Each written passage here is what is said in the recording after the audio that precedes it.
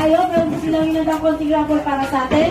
Konti lang po to, pero may bawi po tayo next time sa ating opening. So, supposed to be dun tayo sa basketball court. Dapat, dapat tayo safe. Pero, dahil parang